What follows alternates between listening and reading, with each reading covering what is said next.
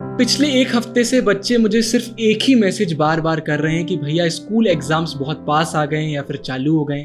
हम अपना time table follow कर रहे थे, अपनी स्ट्रेटेजी फॉलो कर रहे थे और अब एकदम से एग्जाम आ गए हैं तो कुछ भी समझ में नहीं आ रहा है। सिलेबस बहुत ज़्यादा पेंडिंग है।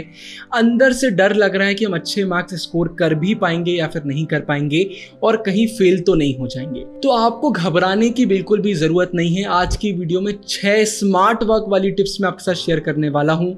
इन्हें फॉलो करिए। कितना भी कम टाइम आपके पास क्यों ना हो, कितना भी सिलेबस आपका क्यों ना बचा हो, आप डेफिनेटली बहुत अच्छे मार्क्स स्कोर करेंगे। चलिए सीधा इस वीडियो को चालू करते हैं।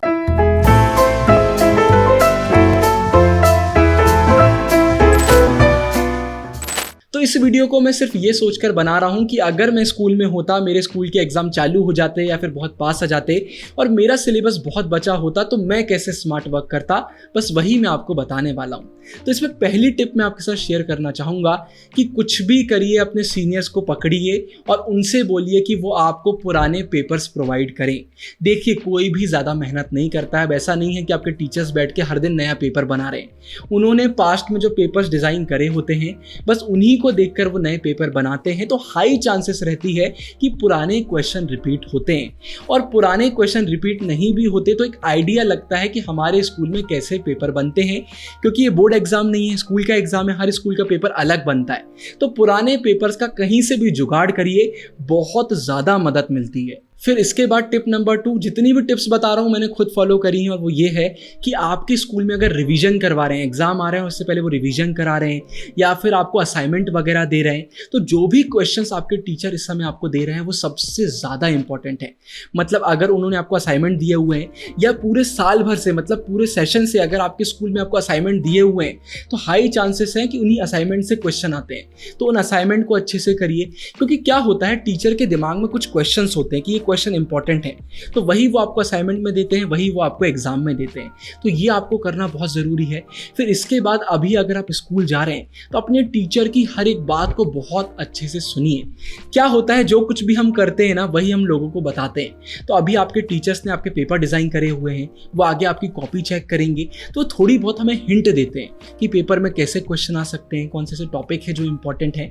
तो अपने टीचर्स को बहुत अच्छे से सुनिए, उनसे बात करिए, थोड़ा आइडिया लगाइए कि पेपर में कैसे क्वेश्चन आ सकते हैं। और हमेशा याद रखिए, असाइनमेंट वाले और रिवीजन वाले क्वेश्चन सबसे ज़्यादा इंपॉर्टेंट होते हैं। फिर इसके बाद क्लास 11th और 12th वालों को अलग अलग मैं एक एडवाइस देना चाहूँगा। अगर आप क्लास 11th में, डिस्क्रिप्शन में सारे लिंक्स डाल रहा हूँ, हमारी एनसीईआरटी की जो एक्सप्लेनेशन वीडियोज़ आई हैं आपके लिए, उन्हीं के डिस्क्रिप्शन में आपको एनसीईआरटी का पीडीएफ भी मिलेगा। उस पीडीएफ में एनसीईआरटी की सारी इंपॉर्टेंट लाइन्स को हाईलाइट करा गया है और आपको उसी एनसीईआरटी में इंपॉर्टेंट क्वेश्चंस भी बताए गए हैं। तो एक्सप्लेनेशन वीडियोज़ भी देख लीजिए, क्योंकि 11th में तो स्कूल एग्जाम के ऊपर और कुछ होता ही नहीं है। तो एक्सप्लेनेशन वीडियोस भी देखिए, इंपॉर्टेंट क्वेश्चंस भी देखिए और एनसीईआरटी में जो चीज़ें हाईलाइटेड हैं उन्हें बहुत अच्छे से कर लीजिए।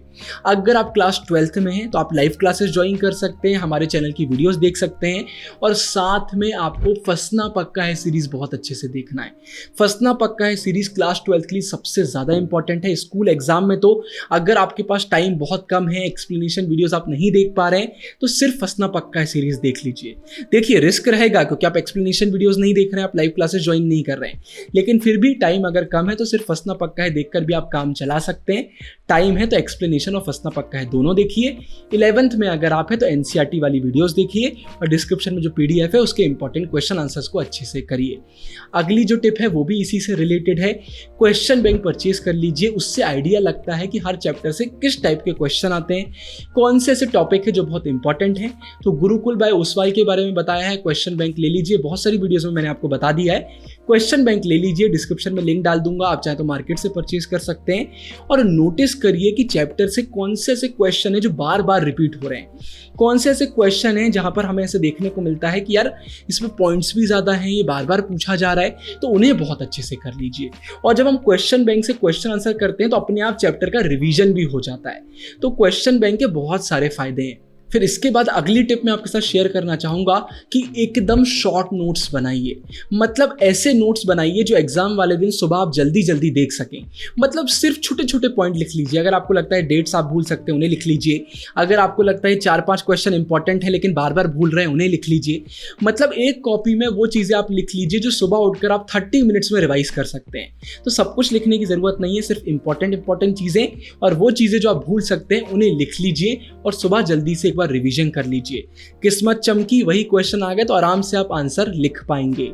और फिर इसके बाद आखिरी टिप निकल कर आती है जो आपको इस एग्जाम में तो मदद नहीं करेगी लेकिन आगे वाले में करेगी, और वो है कि जैसे ही आपका एक पेपर कंप्लीट हो, एक एग्जाम कंप्लीट हो, घर आकर तुरंत एक कॉपी में लिखिए कि आज मैंने कौन सी गलतियां करी। टाइम मैनेज नहीं हुआ, आंसर फ्रेमिंग नहीं बनी, कोई चैप्टर भूल गए, सब कुछ लिख लीजिए। इससे होगा ये कि आगे वाले एग्जाम्स के लिए आपको पता होगा कि कौन सी ऐसी गलतियां हैं जो आप बार बार रिपीट करते हैं और इन पर आपको मेहनत करने की ज़रूरत है। तो ये 6 टिप्स आप फॉलो करिए और कमेंट सेक्शन में मुझे बताइए ये वीडियो आपको कैसी लगी। पसंद आई है तो लाइक करिएगा। ऊपर मैं डाल रहा हूँ कि प्रोक्रास्टिनेशन को हम जड़ से खत्म कैसे कर सकते हैं, वो वीडियो भी देख लीजिएगा। और साइनिंग ऑफ यार, गुरु टेहंगुरिया, आप सभी को ऑल द बेस्ट।